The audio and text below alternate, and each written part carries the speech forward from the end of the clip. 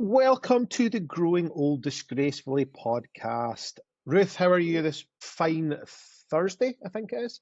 It is Thursday. I was going, is it Thursday? Yes, I'm good, Andy. I'm very pleased that we're chatting today. I feel like this is like my tea break from admin stuff. So it's really nice to come on and actually have a catch up with Andy. And no doubt that is what this podcast is going to sound like today. Just a good old chinwag and catch up.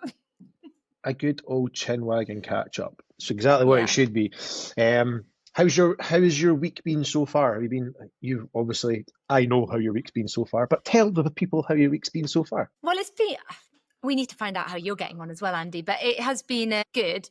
I've been launching the new Look No Crap Cake method, and we've got the website going live hopefully this weekend, which is just, it's been kind of since the summer, a lot of work behind the scenes that nobody can see yet. So it's one of those things that you're really busy, but it might not look it from the outside. But it's been really good work, but it's just the nitty gritty at the end. So at the moment, we're trying to get platforms to talk to each other, which is like I was saying to Andy, his idea of hell, because it's like having to sit down and pay attention. You're not wrong. Well, actually, when I was chatting to my web guy earlier, he was going, I was just going to start clicking yes. And he was like, hang on a second, we should probably read that. And I was like, well, that's where you and I are very different. You don't need to read it. It's fine. Yeah, I'm with you on that one. Well, it's just, it was the right area. So I was like, well, it'll be this bit. But I was showing some... Who needs to read you, geek? Calm down. Yeah. That's why I think, Andy, that I pay for him to do that side of things. But what about you? How's your week? How are you getting on? Good, not bad. Solo parenting for a couple of days. Laura's away working, so that's fine. He's chilled. He's cool. How old is he now, Andy? Like 2? He's coming up for 2, so he's 2 in December. So we're not far away from being 2. So apart from that, he's currently napping at the moment. If you hear some banging and crashing, my dad's on the roof, so I may have to go and save him. He's doing some stuff on our roof. He's working. And then you haven't just locked him in there. No, I'm not just shut him on the roof. And apart from that, it's the time of year where the tax return needs to get done, so I'm having to collate all the information to file with an accountant. So yes, is that life admin? It sucks. Is that the... So I don't want to be smug, Andy, but is that the tax return that's due at the end of January, 31st January? Yes. It was. I did mine ages ago. Yeah, to be fair, I always say, I'll just get mine done in January when the other one goes in, and I never do. And I end up getting emails from the accountant going, can you send your stuff over? I'm like, yeah, cool. It's weird, isn't it? Because you have to do it. Like, but I do my, this is very exciting chat, but I do mine, like all my books through like Xero or whatever, and then my accountant can do that. But I hate not knowing what might be owed. So even though I can have a little pot, I don't like uncertainty. So, but I agree, it is that time of year where you start going, oh shit, because you're looking at last year and it feels so long ago when you're getting everything in order, doesn't it? Oh, that's grim. it. So that's it. Fun and games. So you're doing stuff that's actually more boring, because I'm doing, even though it's busy in admin, at least it's like stuff I want to be doing. Well, it gets worse. Last week I also signed up for private healthcare. I did renegotiated. I got a new broadband deal for the studio. Like, honestly, I've been adult and coming out of my ears, and I'm done with it. Yeah, this doesn't sound like your natural habitat. No, you want to be out there. It really isn't. Yeah, it's not my natural habitat at all. You are. So yes, have you got a little bit of a cold? Maybe a little bit, or no? I actually just need to blow my nose. To be fair. Okay. I've got a bit of tissue. Excuse me. I'm going to mute myself for a second so I don't kill everybody. If you're not watching this, well, obviously we can see Andy blowing your nose if you are watching it. But Andy might say that he's coping really well with solo parenting, and I'm sure he is. But you do look you're rubbing your eyes a little bit more than normal. But that could be admin rather than solo parenting. It's more admin. Before coming into you, I was collating more tax stuff, which is it's mind numbing. Hey, Andy, I've got a few clients that are accountants. I have no idea how they do that, chat. No clue. Do you remember the day? Do you remember the day where you wanted to do something and you just could go and do it? You didn't have to think about whether you could pay certain bills, because any money you earned was pocket money, those days. Yeah. You wanted to go out with your mates, and if you had money from the job that you did on the side, then that meant you could go out. And then now it's Those were the adulting. days. Those were the I know. days. Well, to be fair, I wouldn't want to go back there, because there was a whole lot of learning to happen after that. I kind of don't need to do it again. 100% with you on that one as well. Yeah. People say that they'd love to go, back and relive their youth. I'm like, no, because she didn't have a clue. Exactly. I think that's I think it's probably overrated going back and reliving your youth, isn't it? If you were able to go back and relive your youth with what you know now, different kettle of fish. That would be now that be I wouldn't mind that whatsoever. But however, just going back to where I was, no. However, devil's advocate here is going to say that if you went back and lived it differently with all you know now, you wouldn't be where you are now. And I don't know about you, but that would mean giving up all the things that you've got that you love. So, I'll stick with what I've got. Thanks. Absolutely. Actually, I've got an interesting one. So I was on a podcast that's is released today with remember we talked about Sophia last week from Apollo Nutrition. The nutrition Apollo. So yes, I do remember. So I was on her podcast. So we recorded last week. I think it's out today. But we had a discussion about a couple of maybe discussion points that we can have today. Number one, what fads have you tried over the time that you've been in the gym, or time that you've been like following diet plans and stuff? What ones have you tried, and how did you find them? Oh, go on. What did you say, Andy? You go first. So I as much as I'm an absolute hater. Let me guess. I want to guess. Did you do Go Mad? Actually, I did do Go Mad, but that's technically not. It's technically not really a fad. It is a bit weird. It's a lot. It works. Yeah, but it's a lot. It's a lot of milk, but it's a gallon of milk a day. Calories. Yeah, and it definitely works. I know, that's why I knew you would have done it. I was trying to find one in my head. I was like, which one will have Andy done? Because it would have been protein. You'll probably the most random ones. Herbalife, tried Herbalife, but that was at like the start of it all, when it was basically one of the few protein shakes on the market at the time. Yeah, and it still it tastes like shit. It's expensive for what you get. Like as I tell lots of people, like, you're better off if you're wanting a meal replacement shake. You're actually better just to go and get a bodybuilding protein, because they're generally got better nutritional profile. They've got more protein in them, and they're a shit sight cheaper as well. Because Herbalife's fucking expensive stuff. Never tried it, but I've had messages from people in the past that are desperate for me to be a Herbalife person with them in their pyramid scheme. I love having those messages when people are like, "Oh, do you fancy selling? Yeah. Oh, I've got a really interesting proposition for you. Fuck off with your Herbalife and jam it in the bin, you wankers." It's awful. Any others that you've done then? Just Herbalife? I actually haven't tried Huel, which is exactly the same thing. Tried it. Laura had one, and it smelled terrible. And again, it's so expensive. It's so expensive as well. Other kind of fads that I've probably tried. Do you remember the CLA fad, the fat burner? Yes. Conjugated linoleic acid. Yes, that's still a thing, isn't it? That does nothing. I think it is a little bit, but actually L-carnitine's making a comeback at the moment. I feel like I've seen somebody pushing CLA, but L-carnitine, but that one does have some backing to it, some science behind it, doesn't it? L-carnitine. Yeah, L-carnitine does, but you have to inject. You have to inject it. You can't ingest it. No. So yeah, there are obviously there are nuances alongside that one. What other ones? Fasting? Fad-wise? Have you done fasting? To be fair, I fast the majority of the time in the mornings anyway. Like when I say I fast, I just don't eat solid food. I have a protein shake at about 6 a.m. and then that does me until lunchtime. So it's technically not fasting. Yeah. But yeah, I just find it easier to take a shaking in the mornings rather than having to worry about trying to sort out a breakfast. Because for me, client-wise, my busiest time's the morning, so trying to eat in amongst that just probably wouldn't work for me. No, So I did. So one of the things that, if we're going fads, I've done quite a few, Andy, but not the same as you.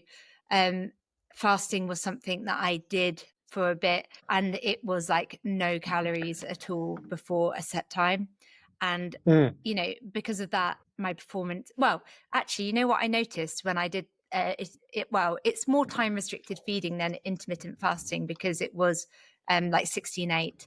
And what I noticed is that I would feel like it was working really, really well to begin with. I would feel like my energy was fine, blah, blah, blah. And then it would get to a point where I would start to get to a point where my first meal of the day ended up just being anything I could grab, just shit. You know, like I would just have cake if I needed to, because I think I just got to the point where I was over restricted. So I would manage it for a certain amount of time. And I started seeing, this was years ago, I started seeing that pattern. I started recognizing it for myself. I have to stop fasting before I get to that point. So then I started using it as a bit more of a short-term fix, but it wasn't fixing anything. It was just giving me results on fat loss that I then would regain when I went back to eating what I was doing before. But it was interesting that I did feel, I think for me, if I can do 12 hours of not eating and not fasting, I'm just calling it a normal amount of time where you're not eating, giving your body a break from having some food. Because what can easily happen, I don't know if you end up realizing you're doing this, is that you end up eating a little bit later some days, and then you're getting up in the morning and you're like maybe grabbing some food in the morning. Your body isn't getting any time without actually having to work and digest. And having that 12 hours for me of like, actually, I'm probably going to stop eating by 8 and not eat my breakfast until 8. It's not a hard and fast rule, but it just kind of isn't fast. But other ones I've tried, paleo. I did paleo like a long time ago, before I was even a PT or anything like that. I tried it just before I got very ill. It wasn't connected, but probably didn't help the fact that I was in that burnout phase, that I was then Ruth was a cave woman. I was, oh my God. I remember spiralizing like string beans to have instead of pasta and things like that, cauliflower, white rice, all of it. I did Slimming World after having my eldest, because I know, but actually, you know, I'm pleased I did that, because it definitely didn't, because I'd not needed to diet loads before having kids, right?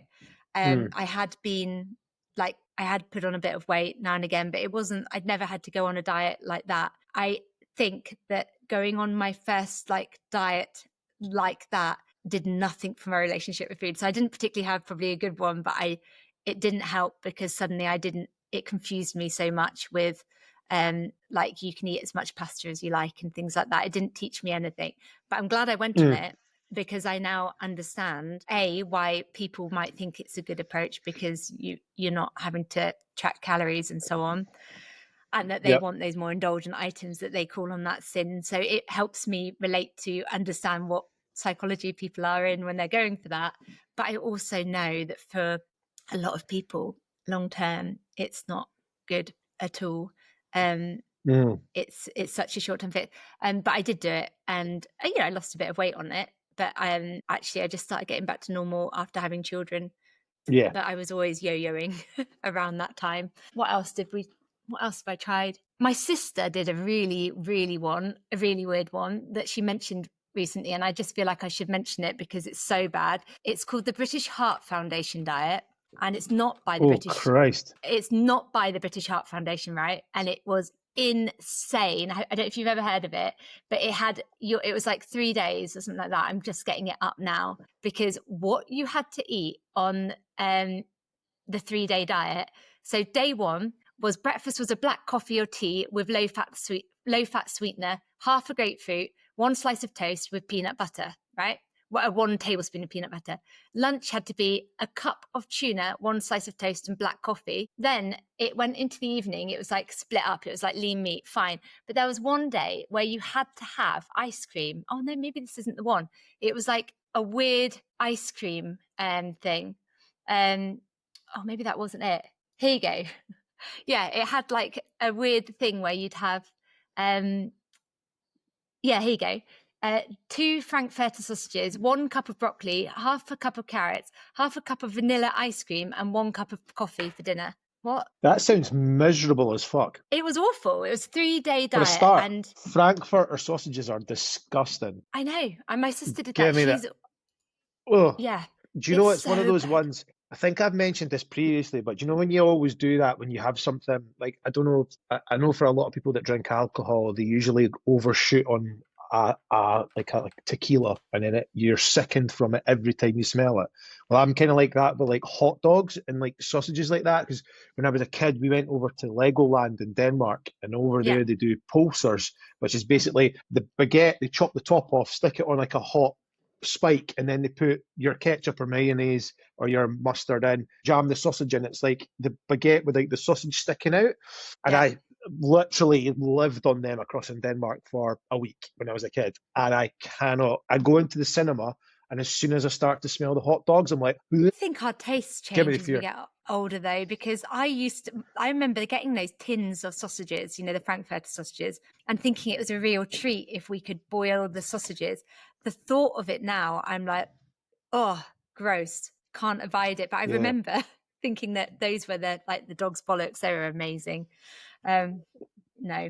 Yeah, so the British Yes. Heart Foundation diet was a diet I'd heard of, and I never did the cabbage soup diet or the British Heart Foundation diet. I would just, I would probably just cycle into before kids. If I needed to diet, it would be like terrible, kind of just hardly eat anything, then go back to eating loads. I didn't like starve myself, but just really reduce everything down. Probably thought of diets as being lettuce. Yeah, the cabbage soup diet is definitely the Charlie and the Chocolate Factory diet. So Do you remember the start? Do you remember the start of the original Charlie and the Chocolate it's got the Factory? windy bit, the windy bit. When they've got this is the one from like the Yeah. 1950s. And then they've got they're all Yeah. sitting in bed eating cabbage soup because they can't afford anything else. Yes, and the Yeah. covers go It's up, like a pris don't they? it's like a prisoner of war diet, isn't it? I'm It's pretty sure gross. there are better I ways to lose weight than that. I mean, I like cabbage. I do actually quite like cabbage. You don't like Brussels sprouts or anything, don't you, you weirdo? The, no, I love Brussels them. sprouts can go chuck themselves off a cliff. My husband makes homemade sauerkraut, and I didn't used to like sauerkraut or anything like that when I was growing up, but I quite like his homemade sauerkraut. It's quite nice. I always Yeah. find it fun when people try to give you that one. So like folk are always like, "Oh, you don't like Brussels sprouts? Well, do you know what you should do? You should try frying them in bacon and Oh, garlic." And I'm like, "Well, I could, but I'd then ruin bacon and garlic and just it's have also not shitty Brussels bacon and sprout. garlic with Brussels sprouts." Yeah, Brussels No, sprouts no, just no. we had the opposite in our house, you see, because I was saying to my husband, like, he doesn't like Brussels sprouts. And I was like, we'll have Brussels sprouts with Christmas dinner or whatever. And he was like, oh, can you cook them up with bacon? Blah, blah. And I'm like, then they're not Brussels sprouts. Like, oh, like, just don't eat them then. I'm not, why would I do that to them? But Yeah. yeah. So we had the opposite conversation where he was trying to disguise the taste of them.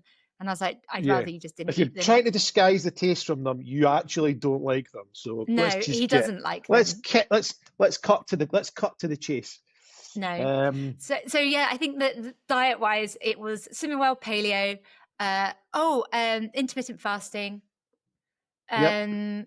Did you ever try carb backloading or carb night? I tried So doing that the was carb DH. loading. That was DH Kiefer's kind of thought process was I had backload your carbohydrates in the evening, obviously to Yeah, train in the morning and to be fueled for the next day. Do you know what? I actually found that really easy. I found that really simple to do because I'm generally it's the stuff it that does you sort like of at make nighttime sense if you're anyway. training in the morning Yeah, to have your yeah. carbohydrates. But I think I overcomplicated it. Who'd have thunk? And I don't think I managed that one for very long. I think I would just try and do it if I had intense training periods coming up, like I would Yeah. try doing that then. And like, even, people carb load before big events, but even that can ruin an event if you don't get it right, in the sense that if it's not that much more, like I think what happens is people can stuff themselves the evening before a big event, and then they are really holding a lot of food when they're trying to then go Well, for the run. let's be honest with you. Like similarly to the fad that is High rocks. electrolytes. Oh, High, no, electrolytes. yeah, no. I thought you were saying high. The fad that is electrolytes at the moment. Oh, Carb yeah. loading. The majority of people don't actually need to carb load. No. Like the majority of folk don't. They just simply just need to eat the same meals they've been eating, and do it Well, that they way. probably It's eat again, quite it's heavy in carbs anyway. Yeah, and if the problem Yeah. is that they see, oh, you need to carb load before your marathon or whatever it is you're doing, and then they go away and eat like 3 bags of pasta and then wonder why they feel like shit when they're running. It's like, see all that training that you did for your marathon, including probably the long run where you maybe do 20 miles. Did you eat 3 bags of pasta beforehand? No. So why are you eating 3 bags of pasta for an extra 6 miles? Like, get a grip of yourself. Like, calm I down. It's quite nice. I think the main psychology behind it, Andy, is permission to just go, oh, Go I can mental. go But back. that was always the issue that we had with intuitive eating or flexible dieting, was that everybody Mm. thought that, oh, if I eat well for some of the day, I can then just basically, or I can make my calories fit with all manner of shite like Pizza Hut and McDonald's and stuff. And it's like, well, you can, but you're not going to feel very good. And two, you're not going to get very much for the calories that you probably have. So actually, there are easier ways to do this. Guess what, though, Andy? As we say again and again, it's the middle ground. It's the grey area. If you tell yourself you can't have those things, then you end up being really wanting them, the scarcity mindset. Yeah. So then people go intuitive eating, right? Fine, I will have those things if I really want them. But what happens is it gets misinterpreted as in, like, it's because you've had the scarcity mindset behind them. It's Yeah. like, I'm allowed them, so I'll eat loads of them. And it's like, no. It's choosing your indulgences so that they count, Absolutely. and it's balance. And that is where that boring middle ground comes. So intuitive eating really should be the grey middle ground, because it's you understanding where Yeah. it fits with what you want. But it's been misinterpreted, and I think it can be quite scary for people who don't trust themselves, because sometimes if you Yeah. have had that scarcity, you will eat more to begin with. But actually, if you give yourself permission to have it, you probably won't want it as much. Yeah, exactly. And if you're eating enough during the day, like you said, people saving up calories, and then you could technically, if you got 2,000 calories in the day and that was your deficit, 2,000 calories of chocolate, you're going to lose weight still. But like you said, you're going to feel shit doing it. Yeah. Your training's going to be guff because your performance levels will drop. There's so many, like, You'll feel gross. it's the nuance stuff, isn't it? It's like, yes, Yeah. you can make that work, but is it going to be that good? Probably not. So Well, yeah, when I was on Slimming World, I used to save, and there's a guy at the gym, and we now would say, we call them cians, and save the cians for a glass of wine and a mini KitKat every single day. And not that I'm not saying that you could fit those things in if you're on, if that was important to you. But I wouldn't have been having a glass of wine and a KitKat every day. But I worked out that I could have that. Well, I would have been better, avocado and things like that were sinned. Or you could have them as, I don't know, that was healthy extra. It was so long ago, I can hardly remember. But I do know that if I had more knowledge, then perhaps I would have, I don't know, I wouldn't have done it. That's the truth. I wouldn't have done it. But I wouldn't have been having a glass of wine and a KitKat every day. And if you said to me, you know what, Ruth, you can have that KitKat every day, or you can have a Belgian bun, a really nice one from a baker's, and still have whatever, then I'd be definitely choosing the Belgian bun. So again, there you go. my intuitiveness Choosing to the bakery. Choosing your indulgences. Exactly. What's your favourite? It's carrot cake, isn't it? Or something like that. I'm a big carrot cake fan. Is there anything else that I would generally go and go for?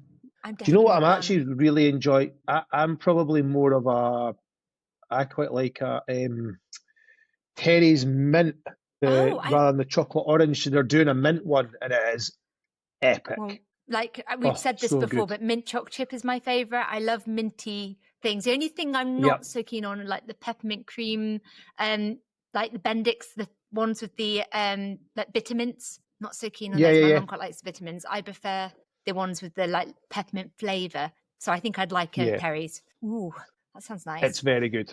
Very good. Yeah, I'm definitely more drawn towards bun type thing, or old fashioned cakes, like an apple cake would probably be up there, my type of thing. Yeah. I love cake. Hence the name of the programme. I know, because nobody should be subjected to crap cake. To crap cake. The amount of times we eat stuff because we either feel obliged to, or somebody is a bit rude. I do know that if somebody offers you cake, go, sorry, I don't eat crap cake. That would be rude. but there's other politer ways of turning it back down. But also true. but also also true. true. I don't eat But it's the stuff that we pick at. That's what I realise, is it's the crap that we pick at we don't even think about, like those KitKats I was having. I'd rather have something great, thanks. Give me incredible. But yeah, I know it's and I like baking, so I know you do too, That's don't it. you? Yeah, that's it. So the other topic that I've probably a good one to think about is, is there anything from like the kind of old school methodologies of training, or the kind of old school gym goers that you would bring back into gyms nowadays? That I would bring back in. Yeah. Well, apart from putting equipment away and tidying up after That is to be ourselves. fair, that is a very good one. I definitely, because I know that people would do that, I think probably more. It's tricky because as female wise, the way that I would have trained in the gym back in the day would have been different than you, because Yep. my early gym days would have been a lot of cardio machines. But I am Yep. going to put in there that because I tend to train in a free weight gym, so in my own space here, but also when I go to the gym, it's mainly got free weights there. I do love a bit of machine weights as well. Like I do, you don't have to think. And I think it's very bodybuilder style training is to go in and do like a session where you're getting on the machines and working to fatigue more than doing those compound Yeah. barbell lifts. But there is definitely a place for that for the gen pop, because sometimes you Although, just to be don't want fair, to think. if you watched Arnold back in the day, No, he did majority of a lot of free his training weights. was compound stuff. Yeah. So But it's an interesting one. yeah, and don't get me wrong, like majority of what I would do, but I just think there is a place for the general Mm, population to be going in and doing machine-based workouts, because sometimes when you're really busy at work and you just want to go clunk clunk and you don't want to even be yeah, setting up. And so I think that there is a place for that. It's not that I want to see it brought back. It's just that I think that there is. I think that sometimes they get a bad rap from. a lot of people get a bit snobby about machine-based exercises. We kind of have a lot of exercise snobs. I Sadly, mean, I used from to. sadly from certain training methodologies, who would actually probably benefit from putting a bit of machine work into their training. But I yeah, I think think I it's would interesting. Like, benefit more yeah, from it. most people would. Most people would. So if I'm working with a young footballer, trying to teach them, if they haven't trained before, teaching them a stiff leg deadlift should be pretty easy. But for some people, they just can't get a stiff leg deadlift. So, how do we make somebody's hamstrings bulletproof? Leg curls, like hamstring curls, perfect. Right, we're going to Yeah. be exercising the hamstrings, making sure that they're basically bulletproof when it comes to movement, whether it's extending, whether it's flexing. And I think that the machine side of stuff always got a bad rep, and I think that came down to, obviously, as I've already said, one form of training method, one form of training modality, but also the kind of strength and conditioning side of stuff as well. S&C were very look down their nose at kind of machine based training. But I think that's a lot of that's now starting to change as well. So if you see most of these guys and girls in professional football, they're now using leg presses, leg extensions, all these kind of bits of kit, which they probably wouldn't have done 10 years ago. No, and I think we're getting better. I don't know if it's just because of what I'm seeing, or age thing, of just kind of using a bit of common sense around it. Like going, yeah, fine, that might be optimal to be putting in this, and this, but if that feels out of reach for you, actually, you're still going to be better doing Yeah, this. And also a combination. So if you're really struggling to fire up your your quads, and you just don't feel like you're quite getting them in the certain exercises, maybe you've got your hamstrings and glutes kicking too soon, whatever it is, get on that leg yep, extension and make sure that they are getting stronger and you might find that you're activating them in that way anyway. I'm like, fuck it, just do whatever is going to work for you. yeah. What about you? I bet you're going to bring back like what training? Throwing I think throwing all of them are throwing still dumbbells at used. people. throwing dumbbells at people. You would. Did you ever stop? What about No, I dropping didn't actually, to be weights? fair. On dropping weights, lots of people get upset. I see this a lot in certain gyms about people dropping barbells, and I think it's context. Yeah, 100%. I think this depends. If you're, for instance, doing a clean and jerk or a snatch, the ability to be able to do something that's a maximal weight to bring it down under control is going to be very unlikely. But you can still guide it. You can still have it under control as you bring it from above the head to the floor. It's the same thing as with, if you get all these, I probably regard myself as a meathead, but meatheads incline dumbbell pressing 50-kilo dumbbells and then just throwing them off the deck. It's like, no, like you can let them go, you can drop them, but they're under control. By your side. Like exactly. You're not chucking them away from yourself. People shouldn't have to jump out the way. Yeah, that's where a dumbbell being thrown at somebody probably comes into play. I think it's just more for me, it's like simple stuff like gym etiquette. I think gym etiquette, old school gym etiquette was always better. Nowadays, I think because everybody has headphones in nowadays, everybody's kind of half ignorant and nobody really speaks to each other. Whereas back in the day, before headphones were a big thing, people would chat, they would work in with each other on bits of kit, they would spot each other, they would do all manner of stuff. I also think as well, sadly, you've got, I know you follow Joey Swole, don't you? Yes, he had a problem recently, didn't he? Because people were down on him. Yeah, people. I can't remember what it was for. It was for something. It was to do with something to do with Hulk Hogan. Just so you know. That's right. Yes, Hulk Hogan. Yeah. But things like he calls people out. Yeah, but the problem is like things like spotting would be much easier, and more people would offer you a spot if you didn't think you were going to end up on a video of somebody going, "Oh, check this creepy bastard coming and asking me if I want to help with spotting," or, "Oh, does he not think I'm strong enough to lift it?" You're like, that's not the issue. Like, you're being polite, asking somebody if they need a spot or if they need a hand. Like I still will. I'll be like, if you need a spot, just give me a shout. There, I can spot you. And I would love. I know not everyone loves it, but I've been training at home. I asked my husband to come out and spot me benching yesterday because I just got to a point where I'm like, if I'm going to go up a weight, I need somebody there, and I can't do that. And so it's just annoying. But actually, my algorithm recently, Andy, has been filled a little bit more with more positive sides. So there was like where people have been fitting, well, known you a few times, but I've noticed it and I like it, where there's been a girl who's been filming, and you see a guy coming over, and there was one that I saw, and this guy had been filming her, and so you would think, oh, here we go, what's he going to say to her? And he went, I just wanted you to see how epic your back muscles look in that position. And she was like, oh my God, thanks so much. And he was like an older guy, and he just went over to and I was like, I love that side's being shown. Because in the gym that I train, the girls, the guys, if somebody's looking good, it's personal training studios, so it's not open to the public, like that. But we would be going saying those things and maybe taking a picture or because we know them, and then celebrating that. But again, it's that fine line of being a creepy bastard and then just actually being a nice person. And sadly, I think the line is so blurred that we can't now see.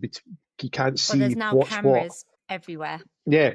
And that's it. Scary. I think as a guy in particular, because if you are watching somebody's bottom as they're doing a stiff leg deadlift, they might be filming their form and you might be in the background watching them. The number of videos that Joey Swole posts about people who, this person's watching me, and you're like, they quite clearly aren't. And also as well, you're literally doing it in front of their face. You've set yourself up 3 feet from somebody and then started doing that right in front of them. They're going to be like, what the fuck are you doing? They're not looking at you because they're going, oh, that's that. Oh, look at that. They're looking going, why the fuck are you invading my space and filming at the same time? So it's a bit of a strange one. My husband was saying to me that he's like, I one of the main reasons I look in the mirrors when I'm training is so that I'm not looking anywhere else. Just in case you end up glancing at someone and they're filming. He's lying. He's lying. The main reason he's probably looking at them in the mirror. You're flexing. You're going, oh yeah, that. Biceps. Yeah, I was like, yes. He's probably. Yes. Oh no, 100%, Andy. He sent a message to his mate. So he's been 6 weeks of going to the gym, consistently So he goes 4 times a week, 6 weeks. And this is when you start kind of noticing changes. But he sent his mate in Canada a message saying, Dave, I've been going to the gym. Check the guns. No, he was like, so why am I not jacked? And he was like, oh, you need to, that's like unreasonable. He was like, so tell me, what the fuck is this about? How come I'm not like absolutely massive already? But he, you know, I just, anything you can do consistently. But yes, I'm sure that he is probably flexing. But he did say that it's also handy because you can just stare at it and just. Yeah. But, you know. Yeah. What do you think about mirrors other ones is, for training? Do you use them? I don't have use them. Here, so. I use them. I think they're a very good way of being able to sort out your form, but I also think people use them incorrectly in terms of form. What, they're sideways on? As well. Sideways, honestly, sideways on when you're doing a deadlift or a squat is like genuinely. As soon as you turn your head, your technique goes to shit because you're twisting your body.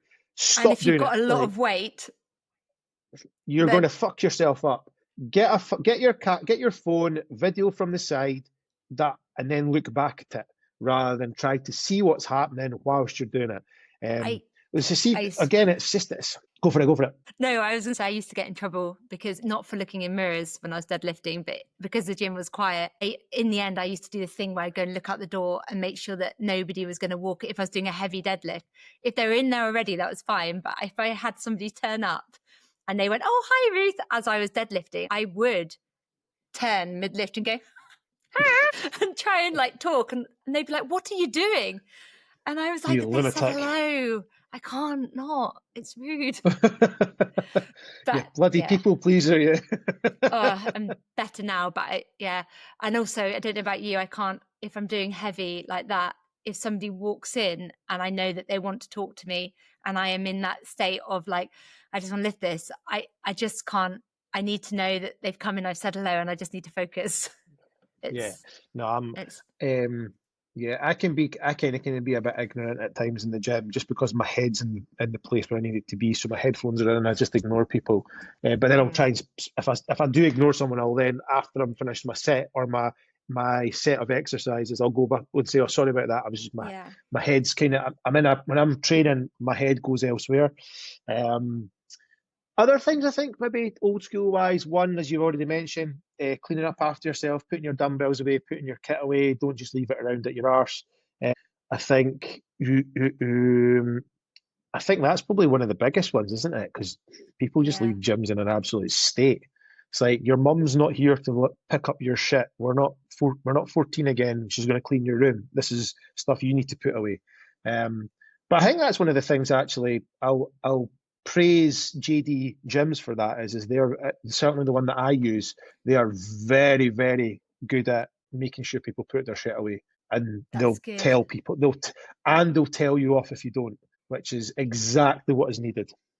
When I was living abroad in COVID, I joined a gym, and that was a real shock to the system because weights would be everywhere. Like in the strength, they had like an upstairs bit which had free weights and machine weights and cardio equipment, but the kind of the basement bit was like the heavy weights, and it had like the angled leg press was down there, but they had the trap bars and the heavier dumbbells and things like that.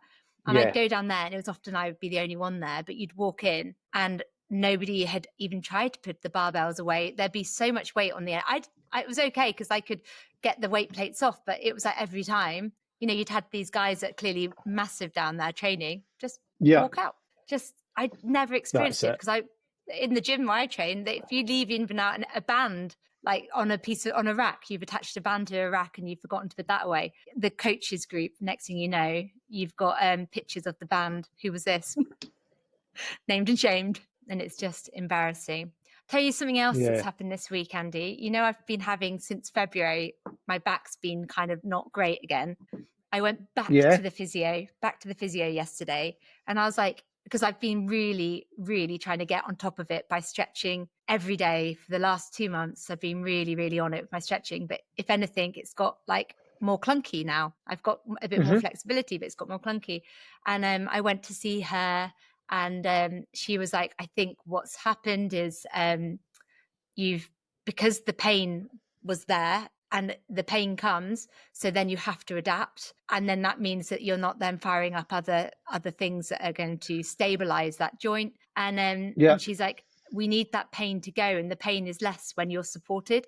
So I've got to, when I'm training and doing other things at the moment, I'm going to have to wear like an SI support belt to hold my pelvis together, like when you're pregnant. What is it they call? What is it they call it in? They call it in Lethal Weapon. That sounds better. What do they call it? No, it's not. It's right. not. Hang on. Is it called? Oh, I don't know if we want. Lethal Weapon back support. Can't remember a G something. Hang on, I'm gonna need it. I have no shame though. Garrote? No, garrote? No, that's not it. No, it's talking about a weapon. That's actually a weapon. Cowboy cop? No. I don't know. If anyone knows, if anyone's listening, I haven't got bored with my chat about that. A girdle. Oh, girdle. Yeah, it is a bit like that. A girdle. Yeah. Yeah, a girdle. I know. And because it's obviously a girdle was like what they had, what they would do for corsets, isn't it? Yeah. And that's basically why he got the shit ripped out of him, because he was wearing a girdle. So he's basically just a big girdle. So you're like, that's obviously it's 1987 or something. It's 1987 or something like that. So there was no PC this back then. They just rinsed each other. So yes, I always thought that was quite funny. Yeah, well, I tell you what, I will let you know what my girdle looks like. I think I said to her, she was like, "Oh, you might just be able to wear like one of the pregnancy ones, you know, whatever, if you've got one." And I was thinking, my youngest is coming up 14. I don't have any that I might have worn then. But I was also like, and I don't have a pregnancy Don't keep bump. that shit around the house. No, that's gone. But this one, I've got to wear it around my hips and wear it pretty tight. And then when I'm doing the training and I'm getting that kind of movement, it should support it. Because it I just get hit by this pain, and it comes and the pressure builds and builds. But it's just hopefully that will help me then start using whatever it is, you know, that's keeping the cycle going. That sounds good though, because it's very much a pain in the arse, which is obviously quite a pain literally in your back, and quite literally. It goes down into my arse, when you've got these, when you get these wee niggles and stuff like that, it's just such a pain. You know, like when I started my consistent stretching, I don't know if anyone else does this, but you're like, I'm complaining about having a bit of a backache, and I do stretch, but it's inconsistent. So I'm going to get on top of this. I'm going to do everything I can, because this is ridiculous now. And I've been so good, like really good. I'm like, I am very proud of myself for stretching, but it's not made any difference to the pain and at all, because it's a joint. It's like, if anything, it's a bit more unstable now. So stretching is good, but it needs to be stabilized. And she tested my strength, and the strength was fine, but it's around that specific area, and because of the pain, my body is just not going to let me move it in that way. That's nice, isn't it? But it is annoying when you feel like you are actually doing stuff, because in the past I've been guilty of going, oh, it's annoying, I've got a sore whatever, and it's like, are you going to rehab it? No, I'm not going to do that. Honestly, the amount of rehab and prehab I'm doing at now, I'm the current age I'm at, is a hell of a lot more than I used to do, that's for sure. And it's, did you used to be warm fair, up? It's no. Like warm up with a couple of lighter sets? I still don't really warm up either, to be fair. I'll just go in, I'll do a warm-up set, a feeder set, and then straight into some working sets. Well, it's technically a warm-up, but it's not like I'm not on the cross trainer for 15 minutes to get what you got taught when you did your level 2. Raise their heart rate up for 15 minutes before you then take them onto the machines. It doesn't really work like that. I just don't have the time to be able to do that. So it's no. So, but what I'll generally do is that carry on. I generally do quite a lot of my rehab and prehab, between sets. So I'll do a set of chest press, and then I'll go and do some hip flexor mobility stuff, and then another set, do something else, and just do it that way. And I find that works quite nicely. Yeah, you're doing your activation exercises in between. Exactly. I do on a squat day now, because of my back and so I am doing glute activation before I begin. But and this is something that people need to bear in mind, actually, for like bench presses. You might think that you can't lift a certain weight, but it is an exercise in particular that you might not feel like you've you can lift as heavy. You might feel like your second, third working set at your best, and that could be because you haven't warmed up properly. So when Andy's talking about his warm up and feeder set, like always just assume before you start doing your main working sets that you're going to be doing some lighter ones first if you're doing bench press. A lot of it's to do with it's they class it as kind of your activation, and then your kind of your potentiation of getting your, if it's bench press, getting your chest fired up and ready to work. And because I've now got quite a lot of experience in this, I can get my chest activated quite quickly, so I don't need to do too many working sets or too many warm-up sets to get there. Takes me two. So I'm the same too. Occasionally I can do it in one, but actually what I normally like to do is to get a bit more volume in by doing a warm-up set. So I'll do, say if I'm benching 100 kilos, I'll do a warm-up set at 60, I'll do a feeder set at 80, and then I'll do my working sets at 100. So I'm actually adding some extra volume into the session anyway, just by adding in another set. And it doesn't really make much time. If I was deadlifting, I would do the same. I would probably go 60, 80, 100 if I was doing 100, right? Yeah. And I would work in that same way. It is movement prep, essentially. You're priming those muscles ready to do the main lift. You know, you are more likely to get injured if you know you haven't, but it's more than that. It's the fact that you'll find it much easier to do that move. You'll be able to lift more if you've done that as well. If I go straight into an exercise like that, a compound lift, without having done a couple of practice, then I'm rubbish. You know, I'll find that often I can up my, and if I haven't warmed up properly, then my first set feels really hard, and then I'm like, what's that? But then I'm all right again. That's exactly it, isn't it? My bench isn't great at the moment, though. I need to work on that. I think it's my period of not having a spot, so it's just 100% with stuff like that. A lot of it is it's the confidence. If you're not confident about shifting the weight because it's kind of you're pushing heavier weights, you're going to underplay your actual strength. Whereas if somebody's there to potentially give you a hand, if you need it, you will actually probably. It's the same thing. I don't know if you notice if you're ever being spotted, like I'll put like literally fingertips under the bar, taking nothing on the bar. And folk end up firing the bar faster. Like, you took that. I'm like, how much do you reckon I can lift my fingertips? Like, so genuinely. Strong, I'm hardly touching the bar. But a lot of it is because they feel they've got the assistance there. And it makes you work that.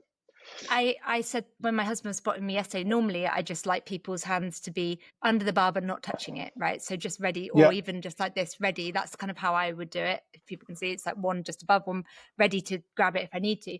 But yesterday I said to him, because I wasn't confident, I went, I don't want you to lift it, but if you can actually almost just have your hands or fingers on it, it's keeping that path. Because what happens when I get tired is yeah, exactly. And then I can find that I'm actually almost like muscling it up. And I was like, if you can be there just to stabilize the bar, then I might be able to do the weight and feel like I'm getting a better path. And that was useful. But again, there's no weight going through it. And even if it was, it would have been like less than point, like 1 kilo, whatever. Yeah, it's still going to be the next jump up for me. So I'm happy for him to take that. That's fine. Exactly. And actually, Andy, if we go back to etiquette, spotting etiquette has got to go in there. There is a way to do it. And I've heard some horror stories about the way that people have been spotted on exercises that I don't think you would. Well, maybe it is old school, but women have been spotted that is not acceptable at all. I heard a story about a man standing over a woman to spot her on a bench, not behind her head, over the front, and doing it that way. Oh, no. Oh, no. No. So can we make sure that spotting is taught to any PTs? Yeah. And also in gym inductions, maybe, if they're going to be doing free weights, teach them to spot others. Yeah, exactly. Teach them to spot others or to fail gracefully. Get rid of the bar. Get rid of the dumbbell. That's something that people don't get taught very much at all. Might actually put a video up of that, to be fair. That's maybe a good one to put up of how to fail safely, because most folk don't. I think the scariest one is a back squat is the scariest one, because you kind of have to kind of get rid of that bar. And And if you're in that You're bottom basically, position, all you're doing is you're basically bunny hopping forward whilst letting the bar drop down the back. So yeah, it's if you're always interesting. you like safety squat bars, squat Yeah, bars are and quite good, aren't that's what they? they're for, isn't it? That's what they're for. Mm. So yeah, But absolutely, failing at deadlift's the easiest one to fail. You let go. exactly. And one that you do not spot is a deadlift. Yeah, I know. And if you're spotting a squat, no cupping. Hmm. I've seen it. If you, to be fair, If you, is the strongest way to spot. However, what you need to do is you need to put your hands up and I over. I would always go under. I don't actually touch their body, but I'd go under their armpits. So It because depends. It depends on how bad they are going. I've been able to do that. it's I've also, scary. again, also because I'm quite adept at using a bar myself in that position, I can just spot over the top from the back, coming in underneath and actually catching a hold and basically taking the bar with them. Sometimes it needs to be done, but again, you I need to couldn't have done it the other way. warn the client that that's the case that's going to happen. Make sure that they're comfortable with that. Way you wouldn't just go randomly and spot somebody in the gym and do that, because that would be pretty creepy. Like, to be fair, the guy that I used to spot more often, and he's now does strongman, but he was doing powerlifting at the time, and he holds the bar quite low down because he can sit it on his he could sit there quite nicely. Yeah. But it's when you're spotting and you see that 200 kilograms like sitting there, it looks like it's going to roll down his back. And so you don't even want your arms underneath. But I used to say to him, I hope you're not going to completely fail and that you can come up with me because I can assist you. But I can't take. Otherwise, we're both disappearing here. We're both disappearing. So it was a bit of a joke. I'd be like, yeah, I'll spot you, but you need to be able to help me out with this because we need someone on each side really when it gets proper heavy. Yeah. But yes, I'll spot you, but good luck. Yes. And he would be videoing it for his coach and I'd be in the background going, okay, I'm just squatting with you. Trying not to die. I didn't like if there was anyone else in the gym that would spot him, like any big guys, I'd be like, I think they're probably going to be able to help you more. Yeah, that guy. Over there. Andy. Go over there. I mean, I don't hardly train with people anymore, and I do kind of miss that. I mean, my workouts are quicker if I'm not getting distracted, but it's social. The gym for me is where the people I like are as well, just nice people. What's your plan for the rest of the week, Andy? It's Thursday now. Finish this damn tax off, which will be today or tomorrow's job. I'm actually going out to.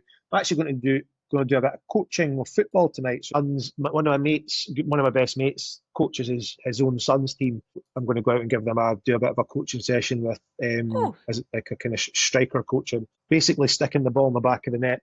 So I'll go and do that tonight. I've got 5-a-sides tomorrow night, clients in the morning, and then Laura's away for most of the day on Saturday through to Glasgow with the wee man. So I've got clients, and then I'm going to get a massage, which will be quite nice. Get battered out, so that should be good. And apart from that, and then Sunday I think we've got a fireworks display on Sunday that we're going to. Oh, it's that time of year, isn't it? It's Halloween as well on Friday. Halloween. Well, it's tomorrow, so it's hilarious. Laura's got like one of the dweebiest outfits for Finley for nursery.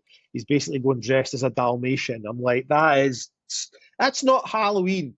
That's like a child's version of a slutty nurse. Like, come on now.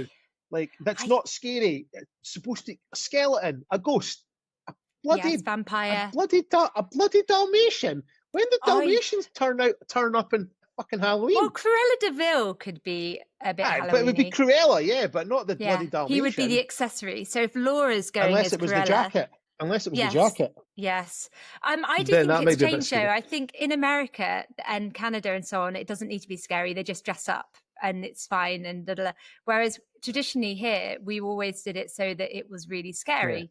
But to be fair, it's a made up holiday. So let's be fair, you can what do you do? It's pagan, isn't it? It's pagan.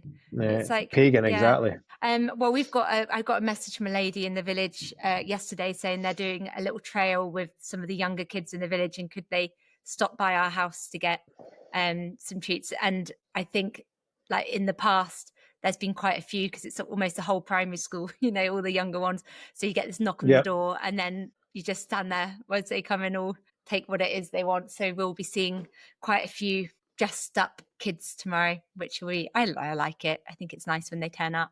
But There you go. yeah, I'll but be that's it. hiding. I'll be hiding. Yeah, I mean, I like it like that because you get a message saying we're going to be coming around between around 6:15. I'm like, cool, great, that's fine. Yeah. See, Whereas, I will not. yeah. I will have the curtains drawn and the lights off. Well, you do need to, when like you live in a town, and so you could get people coming all the time if you have pumpkins Exactly. outside and things. So yeah, I think you have to have That's a why I limit, don't you? set booby traps like Home Alone in the garden. Yes. Yeah. Oh gosh, I can just see you're going to be all fun. Bear traps and stuff. Good luck getting through them, kids. You'll be like, trick. I'm choosing Trick. trick. Everybody's got a trick. I'm choosing trick, and I'm chucking eggs at you. Yeah, exactly.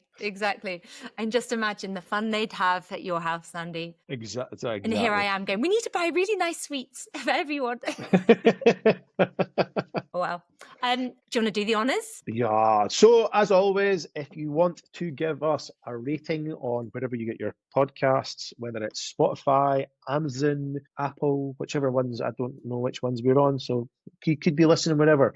Give us a 5-star rating because it always helps the algorithm that people may need some help to find us. As always, if you are listening to it, screenshot it, share it up on your social media, tag us in it. Ruth is at Ruth Mac Fit, and I'm Andy_Wolfpack, and we'll hopefully see you next week. See you soon. Bye.